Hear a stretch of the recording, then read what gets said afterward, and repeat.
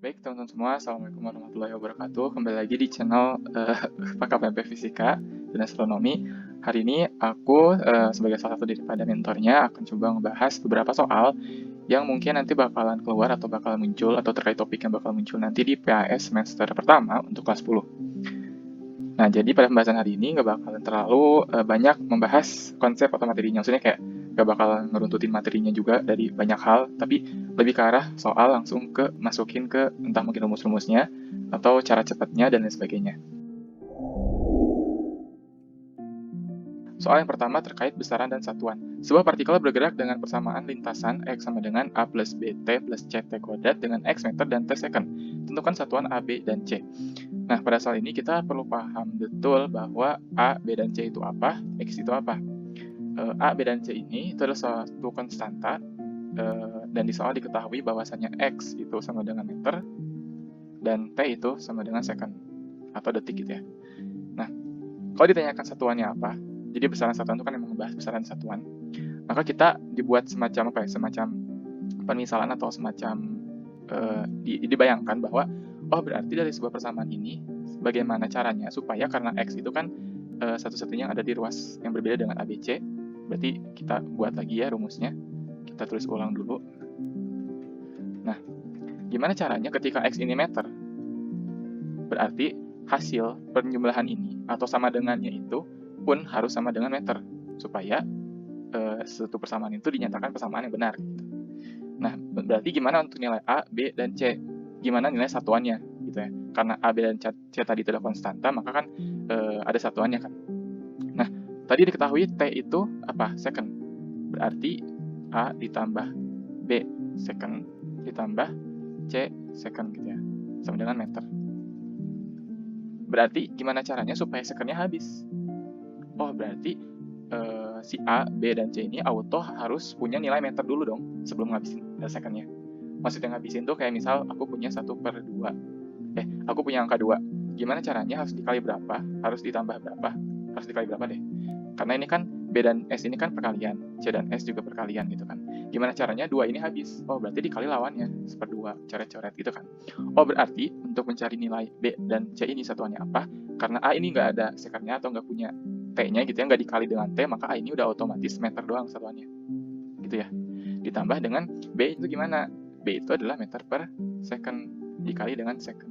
Kenapa? Karena ketika B ini meter per second satuannya dikali dengan second, maka secondnya akan habis dan akan hanya menghasilkan meter aja. Dan C pun begitu. Maaf, tadi CT-nya kuadrat ya, S-nya kuadrat. Berarti untuk C-nya pun sama. Berarti dia tuh meter per second kuadrat dikali dengan second kuadrat. Nanti akan saling menghabisi. Maka dari jawabannya daripada soal ini adalah nilai A itu apa? Meter. Nilai B itu meter per second atau M per S aja boleh. Ini juga meter, kalau yang A meter aja, dan yang C itu adalah meter per second kuadrat seperti itu. Lanjut ke soal berikutnya. Sebuah logam diukur dengan sebuah jangka sorong. Tebal logam tersebut adalah. Nah, ada hal yang pertama yang perlu teman-teman pahamin dulu. Ini tuh kan jangka sorong ya. Kurang lebih biasanya soal bentuknya kayak gini. Hal yang pertama perlu teman-teman lihat adalah titik nolnya dulu. Jadi titik nol itu, dia itu ada pada daerah mana atau enggak ada pada skala sebelah mana gitu dari titik garis yang besarnya. Kan ada penggaris besar dan penggaris kecil ya. Pertama adalah penggaris kecil itu adalah titik nolnya. Titik nolnya itu ada di mana gitu ya, titik nol. Kita lihat di gambar ini titik nol itu ada di sini ya. Ini kalau misalkan angka 2 di sini, berarti ini apa? 2,1, ini 2,2 gitu ya.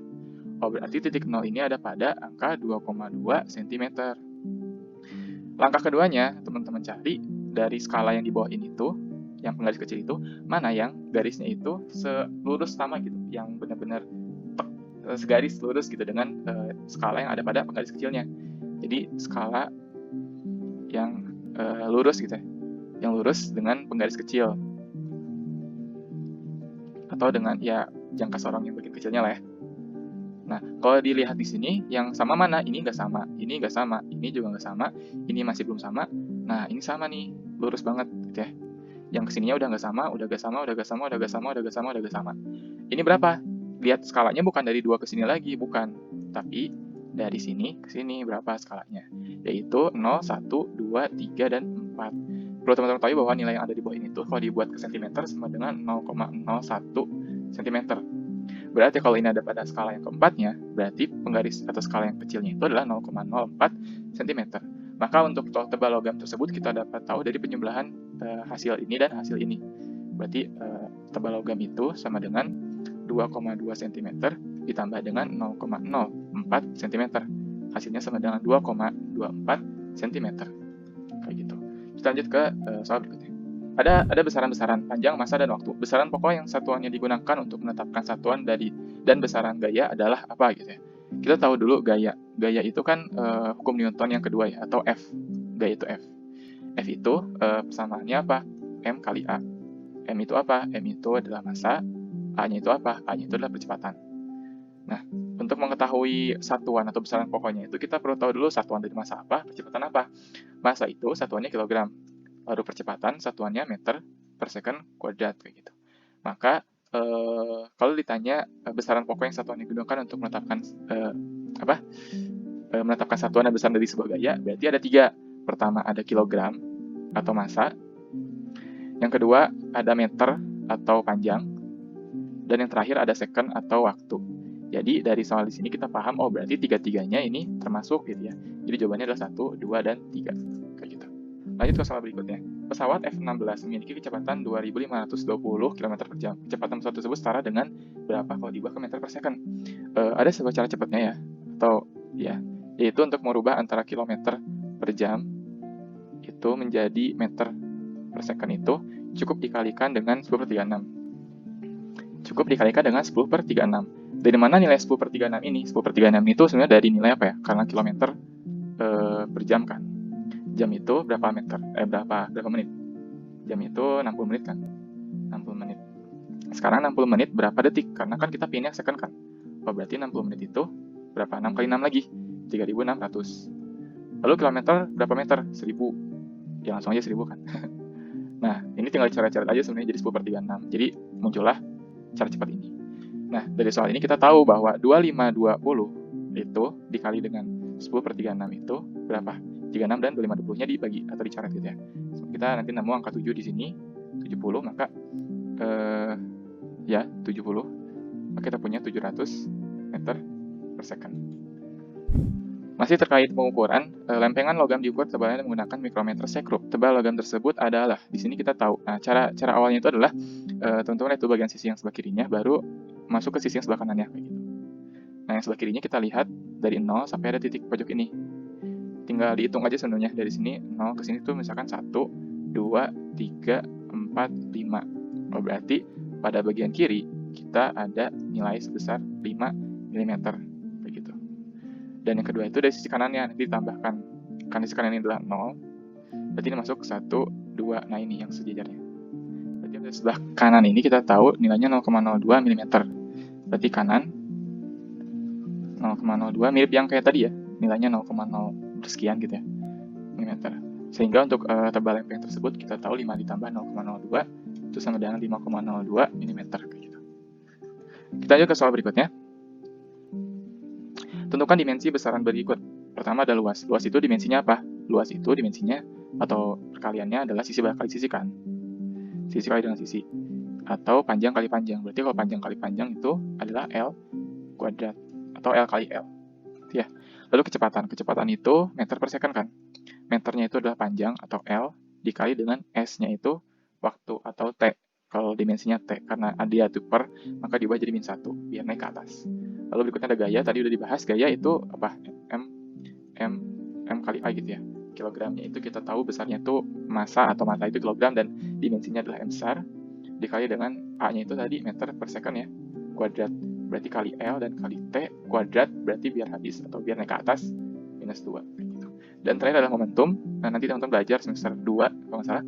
Momentum, rumusnya adalah massa dikali kecepatan. Yang mana massa itu adalah kilogram atau M besar, dan kecepatan di sini adalah L kali T min 1 gitu. Ya, betul. Nah, sekarang masuk ke soal berikutnya. Seorang siswa mengukur sebuah persegi panjang 2,5 panjangnya dan lebarnya 1,55 meter. Tentukan luas persegi panjang tersebut sesuai dengan aturan angka penting.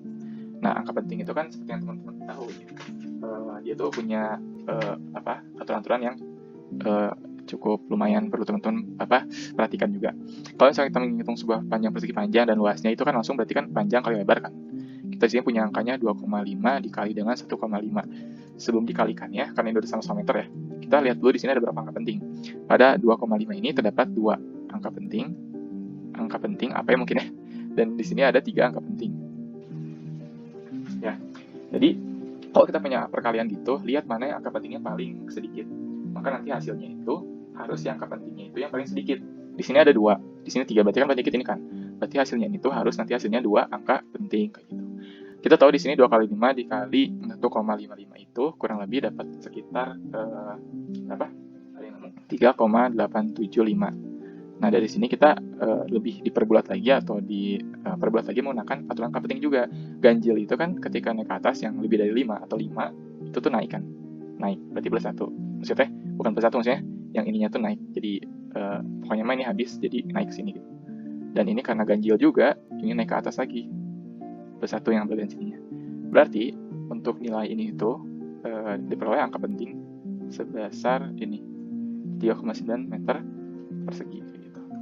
Gitu ya. Kita lanjut ke soal berikutnya. Tuliskan angka berikut ke dalam notasi ilmiah. 6 miliar. Ya, 6 miliar ya. Itu tuh sama dengan berapa notasi ilmiah? Itu gimana caranya kita ngebuat suatu bilangan di mana bilangan itu tuh lebih daripada 1 dan kurang dari 10. Gitu ya. Berarti kalau misalkan 6 miliar, berarti kita punya 6 dikali 6 udah memenuhi ya. 10 pangkat berapa? 3, 3, 3. 10 pangkat 9 gitu. Lalu yang bagian bawahnya 195 ribu itu kita buat dulu jadi 1,95, bukan 195 kali, tapi 1,95 kali. Kali berapa? 10 pangkat 5. Kenapa 5? Karena kan ini komanya udah keambil 2 di sini. Berarti nggak cuma 3 ini doang yang diperhatiin, tapi 2 ini juga yang jadi koma kayak gitu. Lalu yang berikutnya adalah 0,0065 itu berapa? Itu sama dengan 6,5 dikali 10 pangkat negatif. Kenapa negatif? Karena kan nilainya bukan pas tapi koma di sini. Jadi harus dikalikan negatif supaya komanya nanti tambah ke sebelah kiri gitu kan. Negatif berapa? Dari sini 1, 2, 3, 4. Negatif 4 kayak gitu. Dan yang berikutnya 0,02 berarti kita punya 2 dikali dengan 10 pangkat min 3 gitu. Kenapa? 1, 2, 3 kayak gitu. Berikutnya adalah soal dimensi. Dimensi energi potensial adalah energi potensial itu kita tahu, sama-sama tahu EP ya. EP itu sama dengan M kali G kali H. Di mana M itu adalah massa itu kan kilogram, gravitasi itu meter per second kuadrat, dan H itu adalah apa?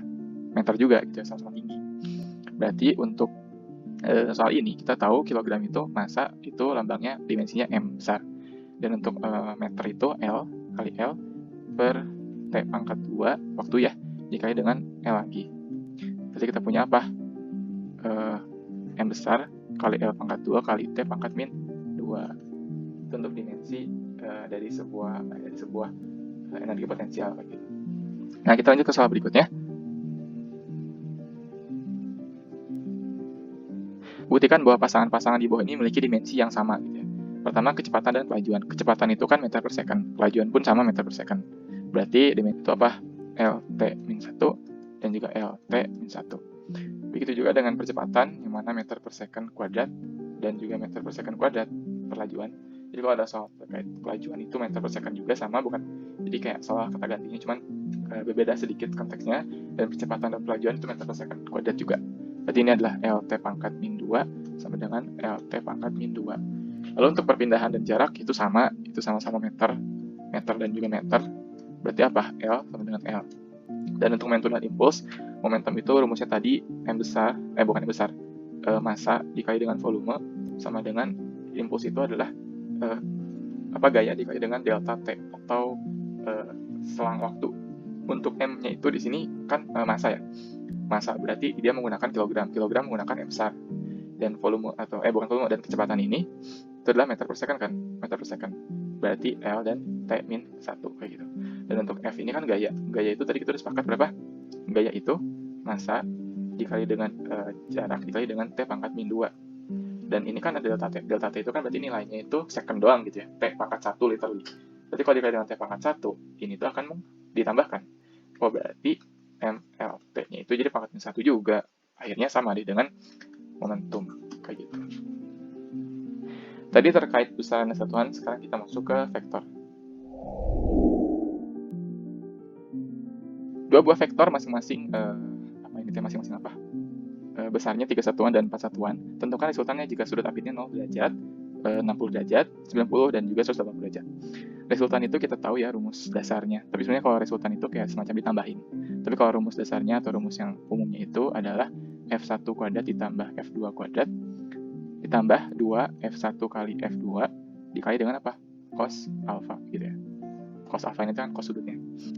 Nah, cuman si rumus ini tuh bisa juga digunakan itu kalau si sudutnya itu emang kelihatan beda kayak gitu. Maksudnya kalau di bagian awal-awal vektor itu biasanya kayak kita cuma resultannya bukan resultannya pakai rumus, tapi resultannya cuma nambah-nambahin misalkan ada garis A dan garis B kayak gitu. Resultannya apa? Oh, berarti garis A kita sambungin dengan garis B, terus ini resultannya gitu kan. Nah, pada kasus ini juga kayak gitu kurang lebih. Berarti untuk yang A ini, karena dia itu 0 derajat, kalau kita punya satuannya tadi itu adalah 3 satuan, dan ada 4 satuan dengan 0 derajat, oh berarti dia lurus gitu. Ditambahin, seolah ditambahin. Karena dari sini-sininya tuh, atau dari sini-sininya tuh adalah 0 derajat gitu. Maka dia nilainya adalah 7 satuan. Gitu. Yang berikutnya adalah 60 derajat. Oh berarti kalau kita punya kayak gini, 3, 60 berarti ada atas ya. 4, berarti ini yang dicarikan. Atau ini yang berapa? Berarti ini tuh bisa dicari dengan menggunakan rumus resultan tadi, bukan rumus Pythagoras, karena beda ya, beda gambar, beda penggambaran, beda maksudnya juga gitu ya. Nah, berarti kalau menggunakan rumus yang tadi, kita nemu bahwasanya resultan ini tuh sebesar apa? Tadi itu 3 kuadrat ya, ditambah dengan 4 kuadrat, ditambah dengan 2 kali 3 kali 4, cos 60. Cos 60 itu berapa teman-teman? Kita tahu cos 60 itu setengah, berarti ini bisa dicari langsung, tambah 12 aja, berarti ini 9 ditambah 16 gitu ya. Ini ditambah dengan ini berapa? 28 tambah 9, 37. Nah, berarti kita punya nilai resultan ini adalah akar 37. Lalu berikutnya adalah yang 90 derajat. 90 derajat itu berarti, nah ini nih baru menggunakan triple atau yang kita sebut sebagai triple Pythagoras bisa. Jadi kalau misalkan ada 3 di sini, terus ke atas atau 90 derajat kan, itu 4 satuan, maka ini kan resultannya kan. Nah, resultan di sini itu bisa dicari dengan rumus Pythagoras, atau kalau teman-teman udah hafal mah 3, 4, dan 5, berarti jawabannya 5 gitu kan. Atau kalau dengan rumusnya, berarti apa? 3 kuadrat dikali dengan 4, ditambah dengan 4 kuadrat, ditambah 2 kali 3 kali 4, dan cos 90. Cos 90 itu berapa? Cos 90 itu 0, berarti otomatis sebelah sini itu 0 habis gitu ya. Maka kita cuma punya ini doang. Maka nanti kayak balik lagi ke rumus Pythagoras, akar 25 gitu. Akar 25 berapa? 5 kayak gitu, sama aja gitu ya. 5 satuan. Lalu yang terakhir ada D 180. Gimana kalau 180? Berarti dikurangin, maksudnya kalau kita punya dari sini 3 misal 180 itu kan dari sini kan, set 180. Berarti dia ke sini set berimpit gitu yang 4-nya itu. Nah, kalau kasusnya kayak ini gimana? Berarti kita punya 4 min 1 sama dengan 4 min 3 maaf. Kita berarti kalau dalam posisi kayak gini kita punya sama tadi ya. Kalau yang 0 mah penjumlahan langsung. Jadi kalau 0 itu identik dengan penjumlahan. Jadi satuannya itu ditambahin. Kalau misalkan ini mah satuannya itu dikurangin karena set kayak gitu. Berarti apa? 4 minus 3.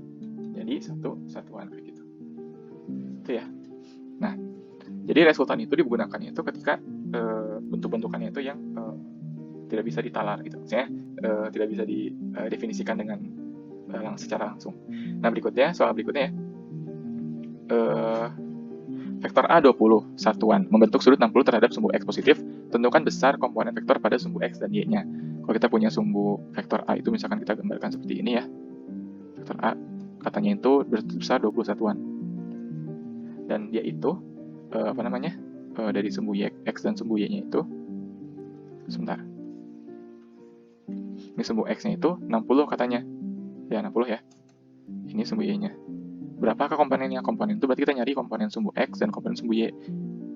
Komponen sumbu X-nya itu, karena dia itu sudutnya berimpitan, kita menggunakan nilai kosinus di sini. Berarti apa? Kita punya vektor A itu, atau mungkin ya vektor A dikali dengan cos 60. Karena kalau kita belajar nanti teman-teman di semester 2 di matematika akan belajar trigonometri, nilai kosinus itu sama dengan apa ya? Kosinus itu sudut yang berimpitan. atau samping dibagi dengan miringnya. Itu kan ini samping bagi miring gitu ya. Ini nilai kosinusnya. Tapi nggak bakal ke situ dulu, nanti bakal dibahas juga. Nah, kosinus 60 berapa? Setengah kan? Berarti tadi 20 kali setengah sama berapa? 10 satuan. Jadi untuk nilai di X-nya itu sebesar 10 satuan. Dan untuk nilai di Y-nya berapa? Menggunakan nilai sinus. Yaitu berapa? A dikali dengan sinus 60. Sama dengan 20 kali sin 60 setengah akar 3 ya. Setengah 3. Berarti kita punya 10 akar 3 satuan. Gitu. Nah, kita lihat ke soal berikutnya. Nah, ini lumayan seru ya. Resultan ketiga vektor tersebut adalah, nah kita ada 3 vektor di sini, resultannya berapa? Hal yang pertama kita perlu lihat itu, kita coba proyeksikan dulu semua vektornya itu ke dalam sumbu X dan sumbu Y. Kenapa? Supaya nanti kita tahu mana yang bisa ditambahkan, mana yang itu nilainya itu dikurangin atau berlawanan. Jadi kata tambah itu adalah searah, dan minus itu adalah berlawanan. Ibaratnya gitu ya, ibaratnya aku punya seutas tali gitu ya, kayak gini. Kalau talinya ditarik ke sebelah sini dan ada yang narik ke sini, itu berarti kan ini, sisi A ini, dan sisi B ini tuh dikurangin kan. Tapi kalau misalkan ceritanya beda, sisi B-nya itu kayak gini juga, arahnya A dan B, berarti A itu ditambah dengan B-nya. Kalau misalkan bentuknya seperti ini, ada titik yang ditarik dari sebelah sini, kita coba proyeksikan dulu aja ke X dan Y-nya, biar nanti tahu nilai mana yang pastinya kayak gitu. Nah, karena emang seperti itulah ya vektor yang dipelajarin saat ini. Nah, pertama kita dari F1 dulu, F1X berarti ya, atau F1 dulu aja deh. Ada 2 hal, X dan Y-nya. F1 kan berarti ada yang ke bawah, ada yang ke kiri atau ke sumbu Y-nya. Berapa yang ada di pada sumbu X-nya? Langsung aja berarti kan kosinus 60. F1-nya 10 dikali dengan setengah sama dengan 5. F1-nya 10 juga dikali setengah akar 3, 5 akar 3 gitu ya. Atau F2-nya berapa? Sama juga, X dan Y-nya. F2 itu, X-nya itu, sama ya. Setengah doang. 5 ya. Dan untuk Y-nya 10 kali setengah. Nah, karena dia ada pada kuadran penggading, dia masih positif. Nah, nanti itu mah bahasannya. Sin. Nah, karena dia ada pada kuadran keempat gitu ya, kalau tonton belajar tentang bukan dimensi, ke kuadran-kuadran atau kelas 8 berarti ya. 8 9 Pak. Nah, di sini tuh nilai sinus itu akan bernilai negatif. Nanti tonton juga bakal tahu deh. Nanti di sini aku coba sebutin aja gitu. Ini punya nilai minus atau negatif berapa? 5 akar 3. Dan untuk F3-nya juga sama. Nah, untuk F3 itu karena F3 ini sudah sejajar atau udah lurus, udah berpelurus ya. Udah sama dengan sumbu X. Karena sumbu X yang dia jajarkan itu adalah sumbu X yang negatif, maka nilai dia itu langsung auto negatif 10. Kenapa? Karena ya tadi ya logikanya dari sini. Aku punya seutas tali kayak gini, aku tarik dulu sini, berarti udah nilai A aja gitu, gak usah dikali apa-apa lagi. Beda ceritanya kalau aku punya tali kayak gini, aku naik di sebelah sini, nilai A. Berarti aku harus nyari dulu nih, maksudnya kayak biar ngitungnya lebih gampang. Kecuali kalau misalkan ada 2 hal ya dari sini ke sini, maka ini bisa diabaikan aja gitu sebenarnya. Karena dia ada perlawanan gitu ya. Tapi kalau misalkan bentuknya kayak di soal ini, kita harus perlu cari dulu X-nya berapa. Maka untuk F3 ini tuh nggak perlu kita cari sin dan cos-nya, karena dia udah searah dengan sumbu X-nya negatif. Maka untuk sumbu X-nya dia bernilai negatif 10, dan untuk sumbu Y-nya, dia itu apa? Bernilai apa? 0. Kayak gitu. Karena ya dia nggak tertarik dengan bagian Y dan Y, jadi dia tuh tertariknya tuh ke arah sumbu X negatif. Maka dari sini kita nemu resultannya. Resultannya itu sama dengan apa? Atau nggak usah digituin deh, kita langsung resultannya itu dari sini itu ditambah-tambahin atau plus-plusin, atau kita coba digarisin lagi, dibuat gambar garis lagi. Berarti pada sumbu X positif itu ada apa aja? Ada 5 juga, 5-nya 2 kali, plus ini ada negatif 10 gitu ya. Udah, dan bagian Y-nya itu di atasnya ada positif 5 akar 3, dan di bawahnya ada negatif 5 akar 3. Berarti dari sini kita tahu resultannya berapa? 5 tambah 5 berapa di sebelah sini? Jadi yang kalau misalkan ada 2 ya, yang searah, jadi 5 dan 5 ini kan searah sesuai dengan tadi aku cerita di awal, berarti 5 dan 5 ini bisa ditambahin dong, jadi 10. Kalau gambarnya kayak gini, ini 10 ke sini, ini negatif ke sini, 10 ditarik, ini ke atas, ini 5 akar 3, ke bawah juga minus 5 akar 3, tapi ditarik ke bawah, maka resultan bedanya gimana? Dia itu akan diam. Diam kenapa? Karena ya ke sini 10, ke sebelah sini 10 berlawanan, berarti kalau dijumlahin hasilnya 0, ke atas ke bawah juga kalau dijumlahin hasilnya 0, berarti resultan atau resultan gaya pada sigma F atau yang ada pada vektor itu adalah bernilai 0 kayak gitu. Itu ya, dari sini mungkin bisa kelihatan. Tentukan resultan vektor tersebut. F1-nya 20, F1 20, langsung aja ya. F2-nya 20, F3-nya 24. Berarti kita cari resultan pada F1-nya itu udah auto ya, auto plus pada X ya. Pada X-nya itu auto 20. Kalau F2 itu pada X-nya itu auto, kalau untuk nilai X-nya itu, karena ini sebenarnya bisa dibuat garis kayak gini lagi, 60 kan. Berarti dia bisa aja sama dengan sin, apa ini tuh, ini tuh kalau dari sini kan 120 ya. Sama dengan ini tuh cos 60, cuman nilainya negatif kalau pada X-nya. Berarti berapa? 10 ya, minus 10. Dan ini tuh adalah sin 60 kali 20. Berapa? Plus ya. 10 akar 3. Dan untuk F3-nya, pada X-nya itu dan Y-nya itu seperti apa? Juga sama. X-nya itu berarti, ini kalau ditarik kayak gini tuh 30 kan. Berarti kita bisa menggunakan cos 30 di sini. X kali 24 kali cos 30 setengah ya, 12 akar 3 minus 12 akar 3 karena nilainya dari kuadran ke 2. Dan untuk sinusnya juga negatif karena ada pada kuadran di bagian bawahnya, kuadran 3 dan 4 gitu ya, yaitu senilai sin 30 itu setengah, berarti punya 12. Maka resultan yang ada di sini itu, kalau gambarnya dibuat lagi, ini 20, ke atasnya itu 10 akar 3, ke bawahnya itu min 12, ke sininya itu ada min 12 akar 3 gitu ya, 12 doang, dan X-nya ada min 12 akar 3, dan di bagian sini juga ada min 10. 1, 2, 3, 4, 5 udah. Berarti berapa? Resultannya? 20. Dia itu kan arahnya ke sini, dikurangin dengan ini plus ini. Berapa berarti? Min 10, min 12 akar 3. Dan juga untuk nilai, ini X-nya, dan untuk nilai Y-nya pun sama. Itu nilainya adalah 10 akar 3 dikurangin dengan 12. Kalau kita coba pecah ya, akar 3 itu kurang lebih senilai 1,4. Berarti kalau kita punya 12 dikali dengan 1,4 itu sama dengan 16,8. 16,8 kita ambil aja 17 gitu ya. 17 gitu. Berarti kita punya X-nya itu berapa? 20. Ini kan berarti kan ditambahinnya dengan jadi 27 kan. 20 min 27. Berarti dia tuh kalah ya, dia arahnya jadi 7 ke sebelah kiri. Dan untuk Y-nya 1,4 kali 10, 14 ya. 14 minus 12, 2 kayak gitu. Kita masuk sekarang ke bagian belak lurus.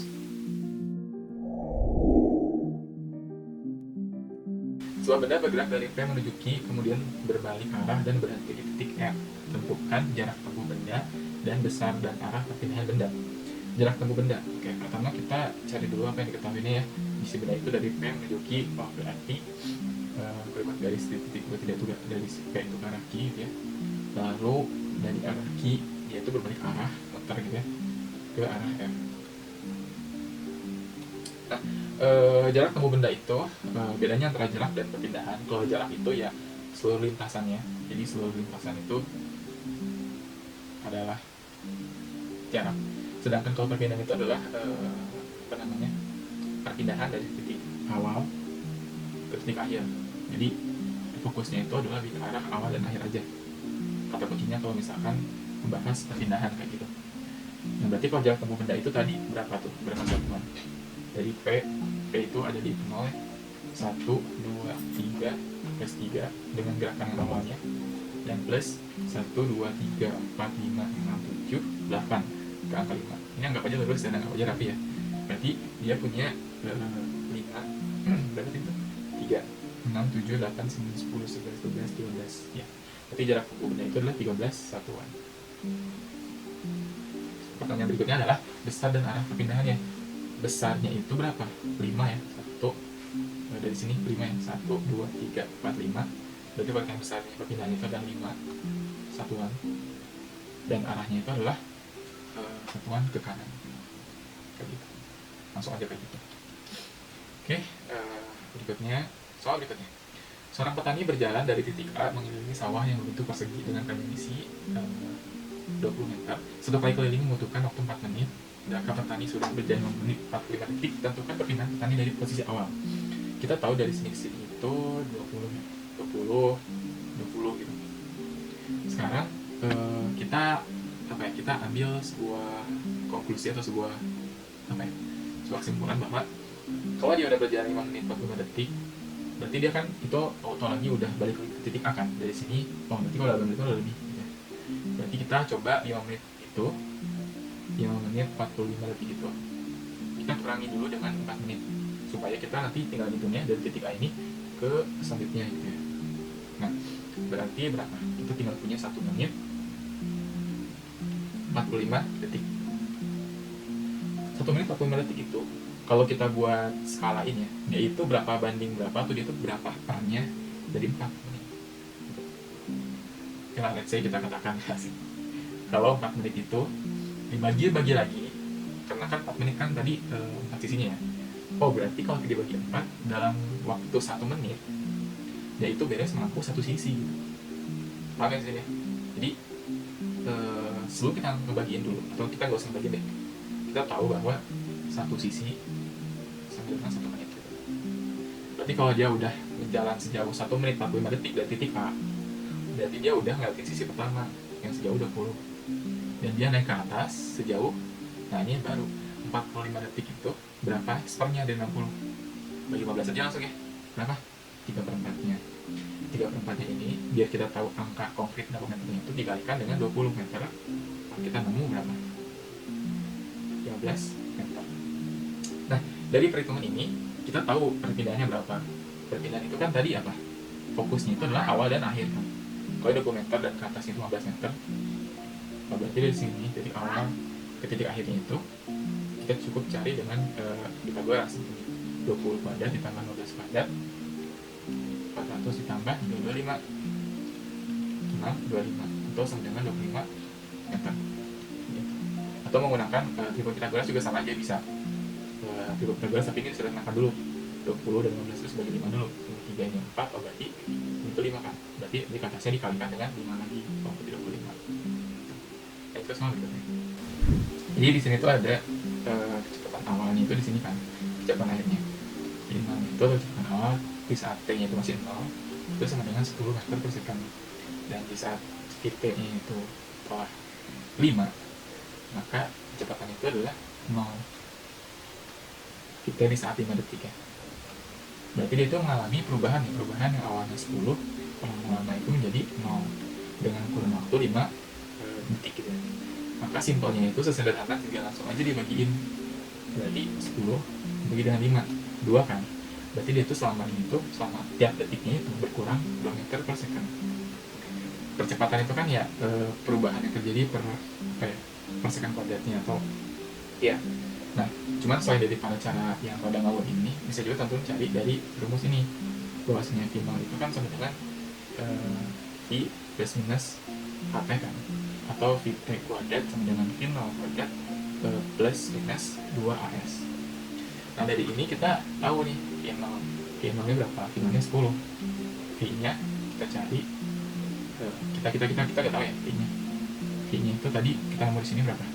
2 ya, plus kita masih cari V-nya minus AT, T-nya itu 5, berarti berapa? Bisa. Nah, berarti untuk mencari nilai A-nya kita cukup cari tahu dari sini nilai T, kita cari nilai A dari sini bisa. Nilai A-nya itu kita nemu gimana? VT kuadrat itu berapa? VT-nya kan 0 kuadrat ya adalah 0. V0 kuadratnya itu 100 kan, 100 dikurangin, kenapa dikurangin? Karena diperlambat, jadi gambaran itu diperlambat, 2 dikali dengan A itu dengan S nya. S itu kan jarak ya, jarak tempuh. Kalau kita punya suatu grafik itu cukup tinggal menghitung luasnya aja, luas, berarti S nya itu adalah 10 dikali dengan 5 dibagi 2, dari luas segitiga ya, setengah bagi 5, 25 ya. Berarti kita punya nilai bahwasannya itu adalah 25 kali 2, 50 kan, jadi 50A. Kita punya nilai A nya itu berapa? Menjadi positif 50 kan, pindah luas ke sini ya. Kita punya nilai A itu 150 atau sama dengan negatif 2. Jadi dia itu diperlambat ternyata selama tiap detiknya itu 2 meter per second, 2 meter per second terus, jadi diperlambat sehingga dia titik 0 gitu. Gitu ya. Lanjut ke soal berikutnya. Sebuah benda mula-mula bergerak dengan kecepatan 2 dalam waktu 5 detik. Kecepatannya menjadi 12 meter per second. Percepatan rata-rata tersebut. Nah, percepatan. Nah, kalau untuk percepatan rata-rata itu rumusnya adalah delta V-nya per delta T-nya. Berarti delta V-nya itu adalah kecepatan awal ya, kecepatan akhir ya, dikurangin kecepatan awal per waktu akhir dikurangi dengan waktu awal. Gitu. Waktu awalnya berapa? 0, karena dia nggak diketahuin. Nah, untuk tidak singkat kita punya 10/5 atau sama dengan 2 meter per second kuadrat. Nah, gitu. Jadi ada satu mobil sebenarnya. Mobil itu berkelajuan 20 meter per second, yaitu melihat ada mobil lain dan dia pindah rem supaya enggak ketabrak gitu ya. Pertanyaan itu berapa jarak tempuh mobil sejak direm sampai berhenti. Di sini kalau misalkan kita bisa menggunakan rumus trilogi kan ya sebenarnya, entah itu rumus yang T sama dengan Q0 plus minus HT, ataupun yang S sama dengan T0 kali T plus minus setengah HT gitu ya. Atau kita bisa menggunakan rumus yang T kuadrat sama dengan T0 kuadrat plus minus 2S. Di sini aku menggunakan coba rumus yang simple banget aja dulu, yaitu menggunakan visualisasi dari grafik. Kita coba misalkan punya grafik ya kayak gini. Mobil itu tadi dia bergerak sejauh atau punya kecepatan ya 20 meter per second. Ini meter per second. Dan dia itu berhenti setelah detik keempat. 1, 2, 3, 4. Setelah dia itu berhenti, dia itu ngerem gitu kan. Jadi di detik ke 0 ini dia ngerem sampai ke 4. Di 4 dia berhenti atau meter per second 0 ya. Nah, pertanyaannya itu apa? Ditanyakan berapakah jarak yang ditempuh dari dia ngerem sampai berhenti. Berarti untuk mencari jarak tempuh itu cukup mencari luas segitiga ini aja, atau luas permukaan daerah yang menjadi grafik itu. Berarti apa? Setengah alas dikali tinggi kan. Setengah alasnya itu 4 dikali dengan 20 tingginya. Cara sama dengan berapa? 40 meter. Kita coba buktikan dengan rumus yang trilogi ini. Bisa aku menggunakan ini. Kalau dari grafik ini berarti kita lihat ya, berarti kita tahu bahwa nilai kecepatannya itu berapa. Nilai kecepatan itu sama dengan minus 5 meter per second. Karena ya dia nilainya berkurang terus ya. Dari sini ke sini itu negatif 5 sih kecepatannya. 20, 15, 10, dan 5, dan 0. Coba kita pembuktikan pakai rumus yang ini. Kita tahu VT-nya ya. Jadi di bagian rumus ini itu kita tulis VT-nya itu berapa. VT itu kan kecepatan di detik tertentu. Kita bisa mengatakan aja kecepatan di titik akhir dia itu adalah 0, atau di detik keempat itu adalah 0. Sama dengan V0 kuadrat itu adalah berapa? 20 kuadrat ya. Kuadrat dikurangin dengan 2 dikali A-nya itu adalah 5 dengan S. Kita punya 0 sama dengan 400 dikurangin 2 dikali dengan 5. 2 kali 5 berapa? 10 ya? 10S. Jadi kita punya nilai 10S sama dengan 400, dan kita punya nilai S sama dengan 40 meter. Sama aja sih sebenarnya. Itu ya kurang lebih. Sedikit sebelum kameranya mati, ada grafik lagi. Benda bergerak berubah beraturan. Jarak yang ditempuh benda selama 4 second adalah sama. Jadi rumusnya cara cepatnya untuk teman-teman mencari jarak tempuh itu adalah mencari luasnya aja langsung. Karena ini tuh 4 second itu dari sini sampai sini ya berarti ya. Berarti kita punya sebuah tubuh bangun datar trapesium. Berarti rumus untuk luas trapesium itu apa? Alas ditambah dengan tinggi, alas ditambah dengan atasnya gitu ya. Jadi A tambah B, kalau seandainya ini adalah A, ini adalah B, dibagi dengan 2 dikali dengan tingginya. Kita punya alasnya itu senilai berapa berarti alasnya? 30 ya. Ditambah dengan 20 dibagi 2 dikali dengan T-nya berapa? T-nya 4. Ini kita punya nilainya itu adalah 100 meter. Oke, selanjutnya yang masuk ada lagi grafik kecepatan terbesar terjadi pada selang waktu antara. Jadi kalau kita melihat kecepatan terbesar itu, lihat grafik yang paling condong ke atas atau ke bawahnya itu paling curam atau paling tajam gitu. Kalau grafiknya ini lurus, ini menandakan bahwa dia lagi konstan. Kalau grafiknya ini turun, berarti dia menandakan sedang diperlambat. Dan kalau misalkan grafik ini naik, berarti dia sedang dipercepat. Gitu. Nah, di antara semua ini yang paling curam itu kan ini yang awal nih. Dia dari detik 1 sampai detik ke 10 itu curam pisan ke atas, atau curam pisan dengan kecepatan berapa? 10 sampai 20. Berarti dia langsung menggunakan kecepatan 2 meter per second tuh. Berarti percepatan terbesar itu terjadi di saat T-nya itu 0 sampai dengan T-nya itu bernilai 10 kayak gitu. Kenapa? Karena dia itu paling curam. Dan kalau lihat dari sini, dia itu berapa? 0 meter per second. Maksudnya bener gak sih? Iya. Dan kalau misalkan kita ngomongin percepatan di sini itu dia ya 0 meter per second kuadrat percepatannya. Kalau di sini perlambat dan di sini dipercepat lagi percepatannya. Kayak gitu. Itu mungkin ya untuk terkait kinematika dulu. Kita sekarang masuk ke bagian mau ke akhir gerak melingkar.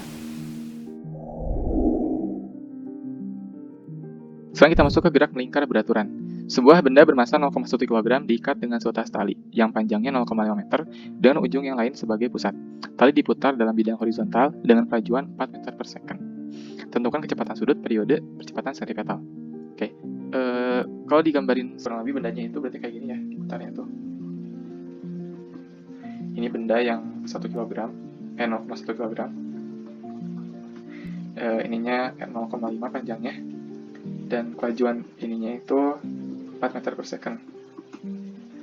Nah, kelajuan pada bidang horizontal ini tuh dalam gerak melingkar bisa kita sebut sebagai V ya, kecepatan linear. Pertama kita mencari kecepatan sudut. Kecepatan sudut itu atau bahasanya adalah omega ya, atau W, atau omega ya, bukan W sih sebenarnya tapi omega. Itu adalah rumusnya adalah 2V F atau juga sama dengan 2V per T. Ya. Kita mencari karena sekarang kita mencari apa nih kira-kira yang muncul dari nilai frekuensi maupun periode yang ada pada diketahui di soal. Frekuensi itu apa? Frekuensi itu kan banyaknya benda itu berputar dalam waktu tertentu kan. Sedangkan kalau periode itu kan dalam waktu tertentu benda berputar berapa kali gitu, atau T per N. Nah, di soal itu kan ada kelajuannya 4 meter per second. Oh, berarti di soal itu ada panjang. Panjang buat apa? Terus ada kelajuan. Kelajuan buat apa? Nggak masuk sini gitu ya. Ternyata kelajuan itu kan V ya. V itu tadi ini. Dalam gerak melingkar, nilai kecepatan linear itu rumusnya adalah omega dikali dengan R. Nah, omega kita akan cari omega kan. V-nya adalah 4. Omega yang dicari, R-nya 0,5. Oh, berarti kita masuknya bukan kedua ini, bukan dari salah satu ini berarti. Kita masuknya menggunakan rumus di mana W itu sama dengan V per R kayak gitu. Di mana V di sini adalah 4 dan R atau panjangnya itu adalah 0,5. Maka 40 per 5 gitu ya. 40 per 5 itu ya kurang lebih 8 rad per second.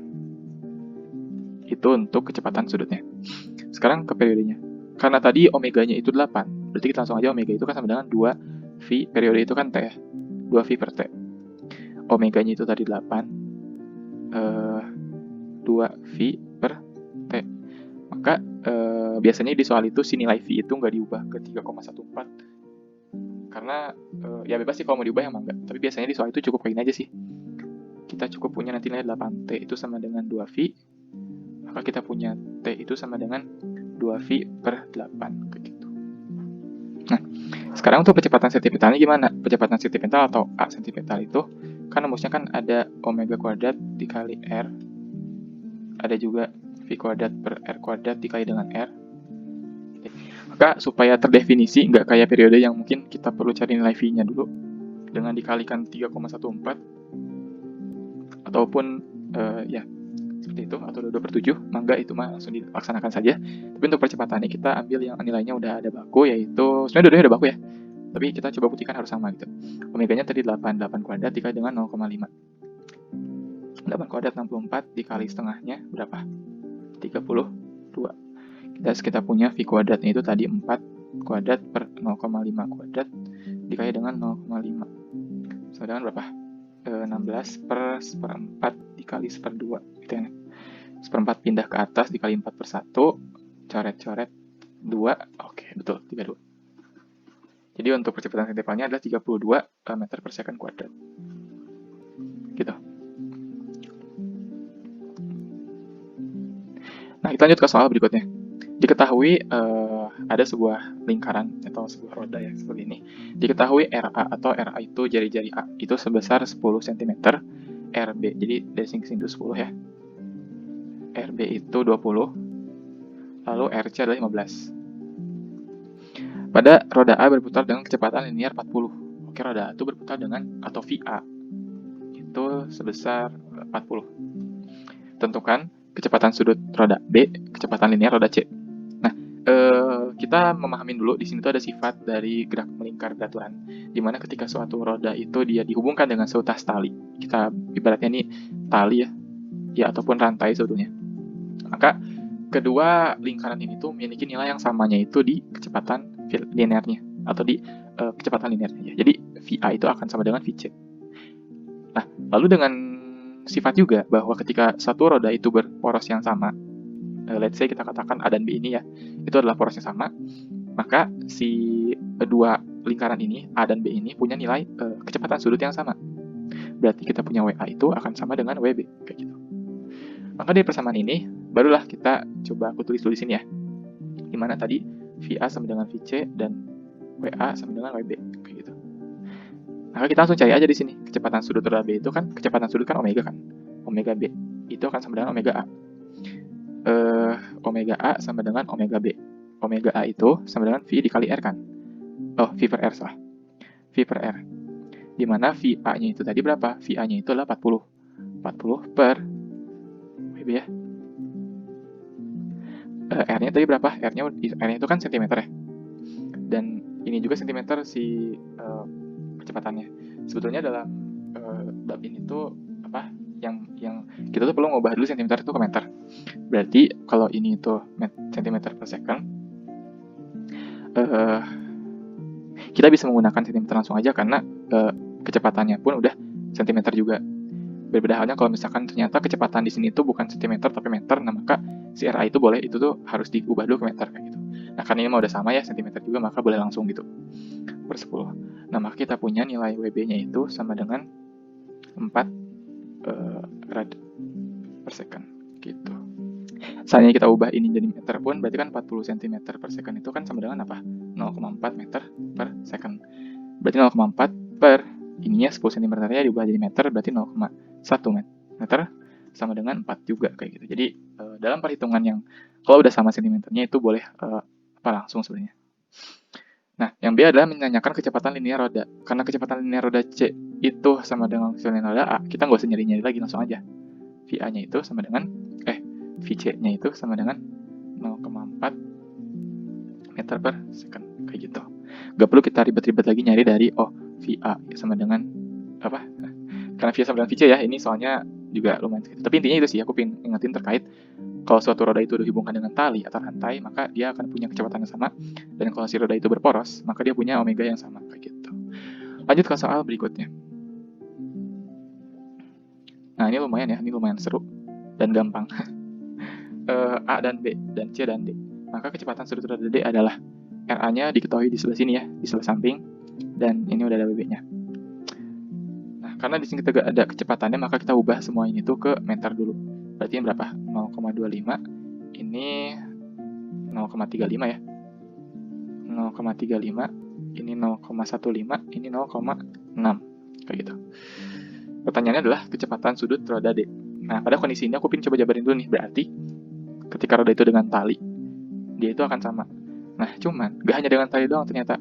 Ketika roda itu saling bersentuhan atau permukaannya itu ya kalau gambarnya kayak gini lah ya, kayak gini gitu. Maka dia itu juga punya kecepatan yang sama. Karena emang ya logikanya pun gitu. Misalnya kayak kita punya suatu roda, suatu lingkaran dihubungkan dengan lingkaran yang digerakin ya lingkaran juga bakal ikut gerak gitu karena ya punya permukaan yang menempel gitu. Maka untuk keadaan seperti ini kita punya VA-nya itu akan sama dengan VC dan juga akan sama dengan VD kayak gitu. Bagaimana dengan omeganya? Omeganya itu hanya ada pada di sini doang, yang samanya itu adalah WA sama dengan WB kayak gitu. Nah udah, kita cari apa yang dibutuhkan di soal. Di soal itu menanyakan kecepatan sudut roda D. W itu adalah WD-nya berapa kan? Nah untuk mencari WD kita perlu mencari nilai VD berarti kan? Karena WD itu sama dengan VD per RD. RD-nya udah tahu 0,6. Hanya VD-nya belum tahu berapa. Nah, untuk mencari VD, gak usah kita cari yang jauh-jauh aja, udah cari aja VA dan VC-nya aja gitu. Atau VC dan VD-nya juga bisa aja sih. Berarti kita turun ke bawah. Di soal itu diketahui WB-nya itu 60, maka ya lagi kita perlu teliti ya apa yang diketahui di soal. Berarti ya udah 60 kan WB, berarti kita pakai dulu aja untuk mencari nilai VA. WB-nya 60 dan WA-nya apa? VA per RA. RA-nya berapa tadi? RA-nya itu senilai 0,25. Berarti kita punya VA itu sama dengan berapa? 60 dikali seperempatnya, 15 meter per second. Karena VA tadi juga pun sama dengan VC. Oh, berarti untuk nilai WD ini itu akan sama dengan 15 dibagi 0,6 atau 150 dibagi 6 atau sama dengan berapa? 60 bagi 15 bagi 60 berapa? 90 bagi 6 berapa? 2 ya. 2 1 25. Ya, 25 meter per second. Kayak gitu. Jadi emang sekali lagi perlu teliti dengan informasi apa aja yang jadi di soal. Bisa jadi gambarnya memang rada bikin kita kaget, cuman ya ternyata nggak serumit itu loh kayak gitu. Lanjut ke soal berikutnya ya. Sebuah benda melingkar beraturan dengan kecepatan sudut omega, jari-jari R dan percepatan sentipital AS. Berarti kecepatan sudutnya itu adalah omega, jari-jarinya adalah R, dan sentipitalnya adalah sentipital. Jika kecepatan sudut dijadikan 3 kali, berarti 3W kan, 3 omega. Dan jari-jari lintasan tetap sama, berarti tetap R. Maka percepatan sentipitalnya menjadi berapa gitu? Menjadi apa gitu. Sentipital itu kan ini ya. Sentipital itu hubungannya antara W dan R itu adalah omega kuadrat dikali dengan R kan.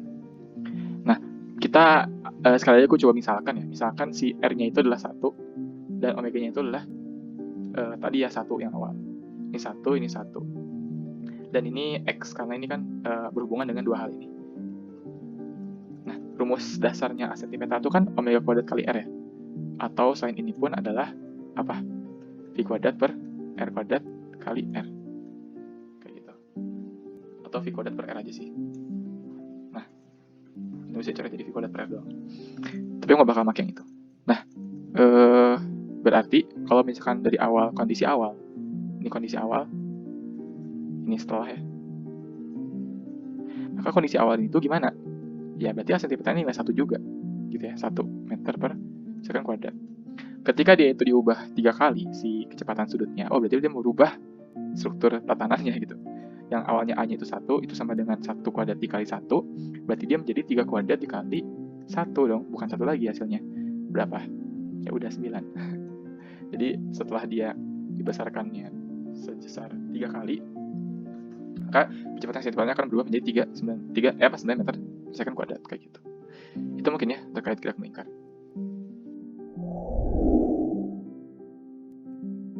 Gerak parabola. Sebuah peluru ditembak dengan kecepatan awal 100 dan sudut elevasi 53. Jika G sama dengan atau gravitasi 10, tentukan kecepatan peluru di titik tertinggi, lalu waktu mencapai titik tertinggi.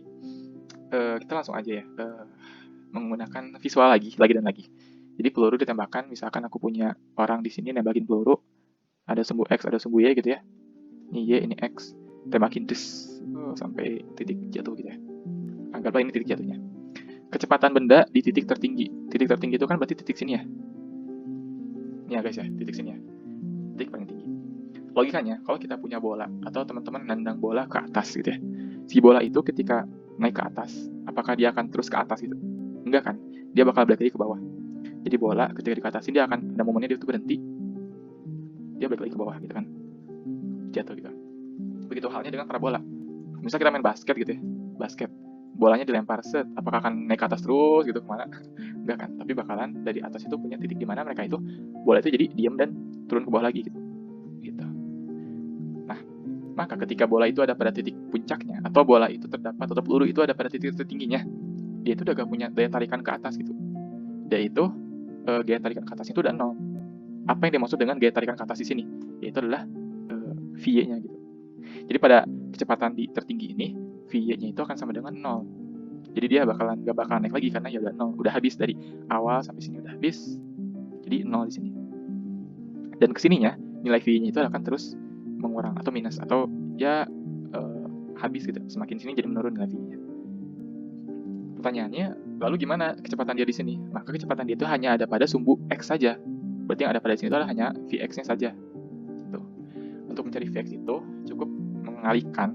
Kalau Vy kan kita mengalihkan F atau gaya. Bukan gaya.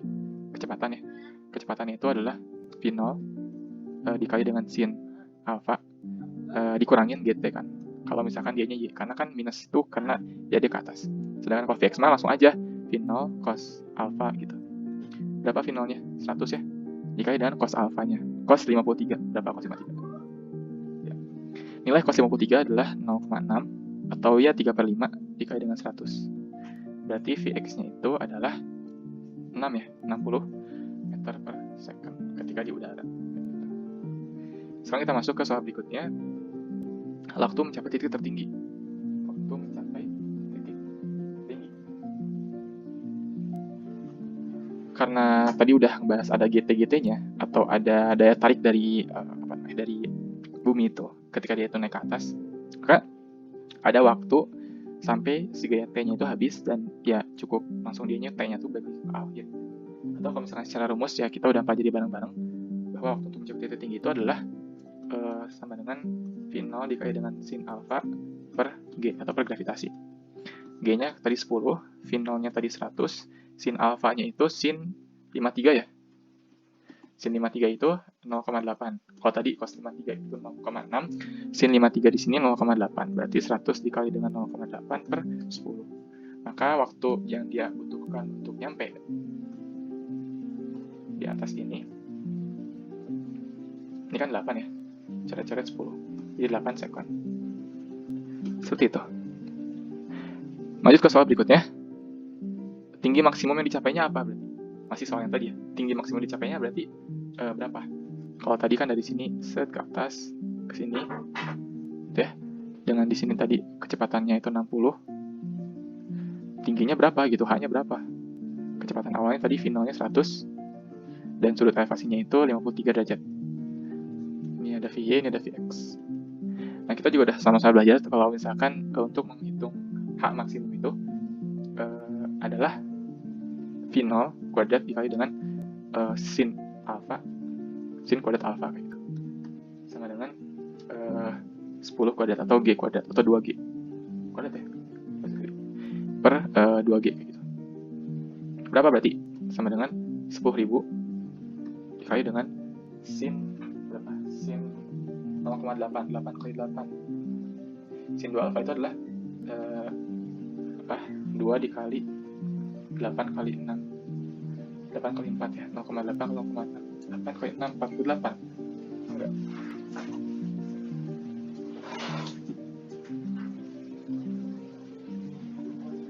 Per 2 kali 10. 0,8 itu kan jadi 0,64 ya. Dan untuk ini jadi 20.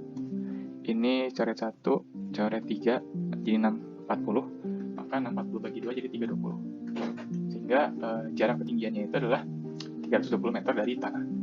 Jadi yang perlu dipahami itu adalah rumus ini. Sebenarnya ini tuh rumus turunan dari penyeradaan dari dua unsur X dan Y sih sebetulnya. Nanti aku bahas aja di beberapa video ke depan terkait parabola ini. Jika ada waktu dan memungkinkan. Yang kedua, jarak terjauh yang dicapai peluru. Jadi jarak terjauh itu kan berarti kalau kan jarak ininya ya. Dari awal dia sampai atas sampai bawahnya. Jarak X-nya itu berapa? Untuk mencari jarak itu sama seperti kita belajar dari rumusnya adalah X sama dengan sin kuadrat dikali dengan sin 2 alfa. Dimana sin 2 alfa itu tuh kalau misalkan di trigonometri ya itu gambaran dari cos alfa dikali dengan sin alfa kayak gitu. 2 dikali ya, 2 kali sin alfa cos alfa dikali dengan V0 kuadrat per G nya 10 kayak gitu. Oke, kita tahu V0 kuadratnya 10.000 ya. Terus cos alfa nya itu tadi 0,6, sin alfa nya 0,8 gitu. Ini kita coret dengan ini dengan 1000, coret ini 10, berarti 6 kali 2 12, 12 kali 8 96. Berarti kita punya jarak total yang ditempuh sama benda itu adalah 960 meter. Oke teman-teman, mungkin itu yang bisa dibahas pada kesempatan hari ini. Mungkin kedepannya akan ada pembahasan lagi terkait beberapa materi atau soal-soal yang mungkin juga sama teman-teman KPMP yang ajukan, atau mungkin juga ngebahas satu topik yang lain. Semoga bermanfaat. Terima kasih telah menonton videonya sampai habis. Apabila ada kesalahan atau kekurangan dalam penyampaiannya, mohon dikoreksi atau diberikan sarannya melalui Instagram @vistro_24. Sekian dari aku. Assalamualaikum warahmatullahi wabarakatuh. Mantap, mantap.